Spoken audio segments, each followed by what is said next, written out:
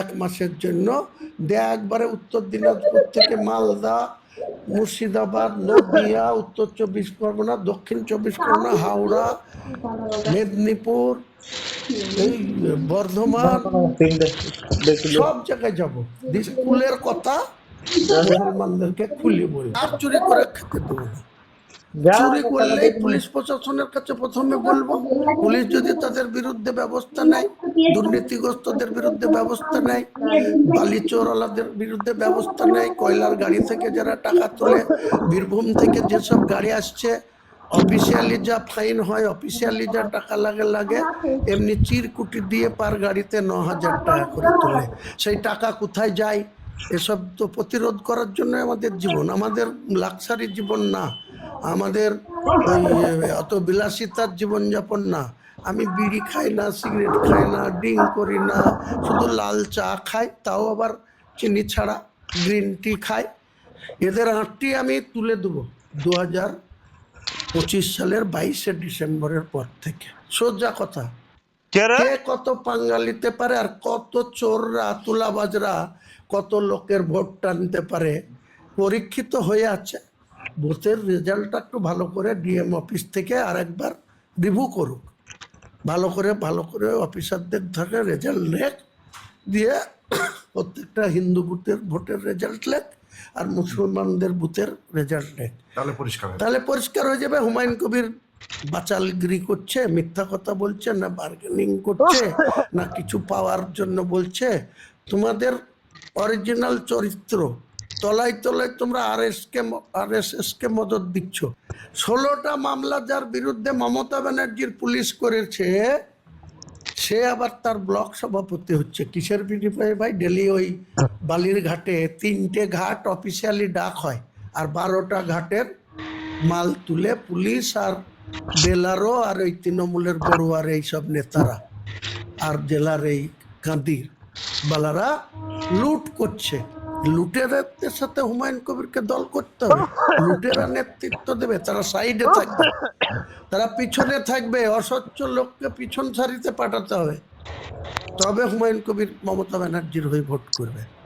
যা করেছে 2024-এ মমতা ব্যানার্জির কথা শুনে ইউসুফ পাঠানকে ভোটে জিতেছি। অধীর চৌধুরীর মতো 5 বারের এমপি, সে ডবল হ্যাট্রিক হয়ে যেত। সে 24-এ এত কনফিডেন্স ছিল তাকে কেউ হারাতে পারত না।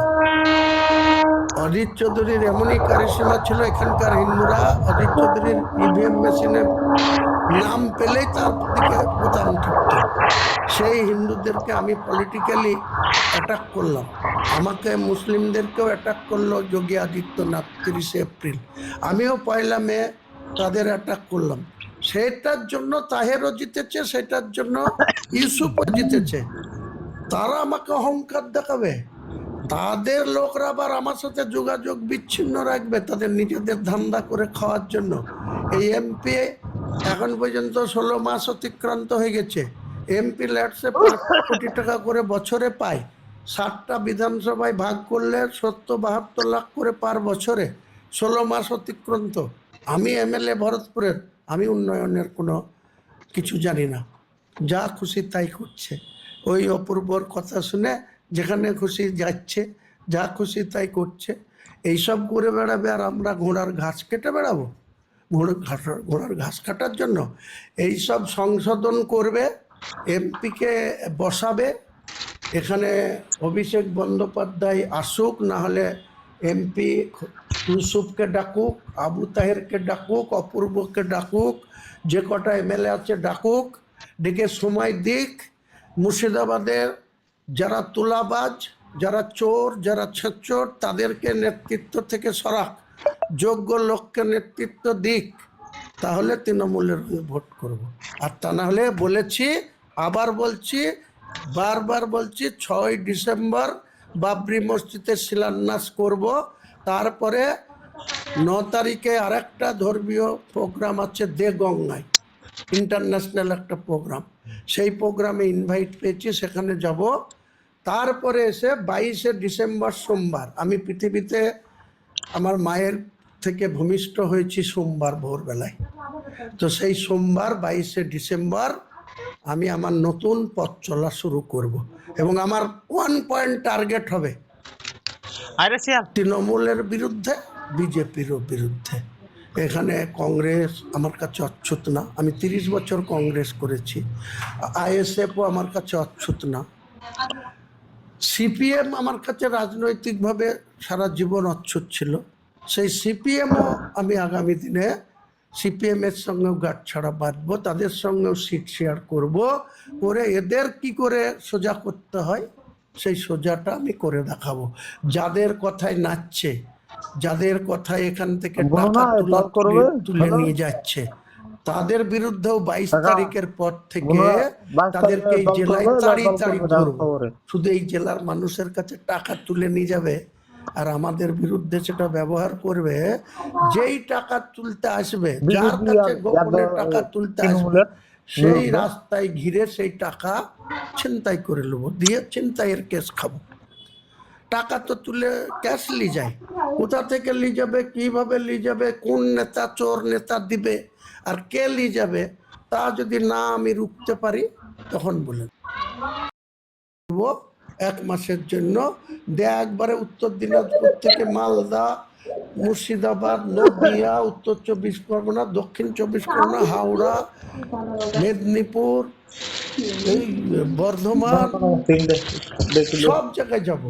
স্কুলের কথা মুসলমানদেরকে খুলে বলি, আর চুরি করে খেতে দেবো না। চুরি করলেই পুলিশ প্রশাসনের কাছে প্রথমে বলবো।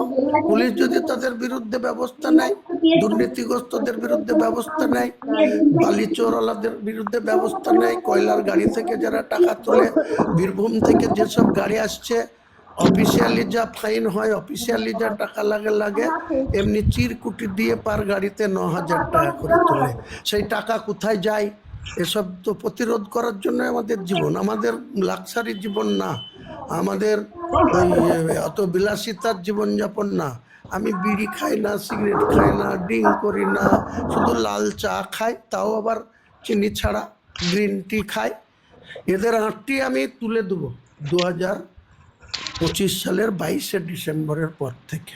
সোজা কথা, কে কত পাঙ্গা নিতে পারে আর কত চোররা, তুলাবাজরা কত লোকের ভোট টানতে পারে পরীক্ষিত হয়ে আছে। বুথের রেজাল্টটা একটু ভালো করে ডিএম অফিস থেকে আরেকবার রিভিউ করুক, ভালো করে অফিসারদের ধরে রেজাল্ট লেখ, দিয়ে প্রত্যেকটা হিন্দু বুথের ভোটের রেজাল্ট লেখ আর মুসলমানদের বুথের রেজাল্ট লেখ, তাহলে পরিষ্কার হয়ে যাবে হুমায়ুন কবির বাচালগিরি করছে, মিথ্যা কথা বলছে, না বার্গেনিং করছে, না কিছু পাওয়ার জন্য বলছে।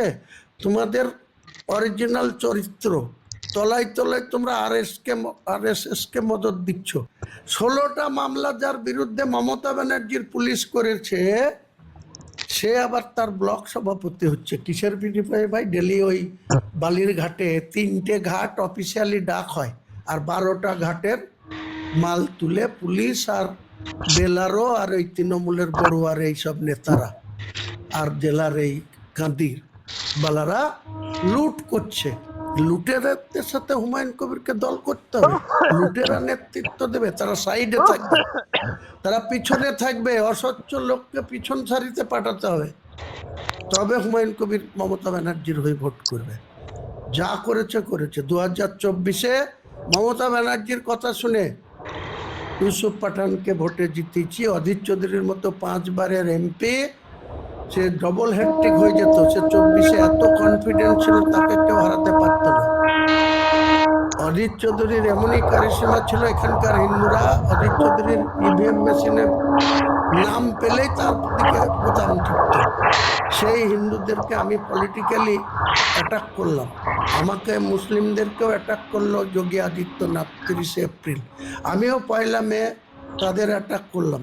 সেটার জন্য তাহেরও জিতেছে, সেটার জন্য ইউসুফও জিতেছে। তারা আমাকে অহংকার দেখাবে, তাদের লোকরা আবার আমার সাথে যোগাযোগ বিচ্ছিন্ন রাখবে তাদের নিজেদের ধান্দা করে খাওয়ার জন্য। এই এমপি এখন পর্যন্ত 16 মাস অতিক্রান্ত হয়ে গেছে। এমপি ল্যাটসে 5 কোটি টাকা করে বছরে পায়।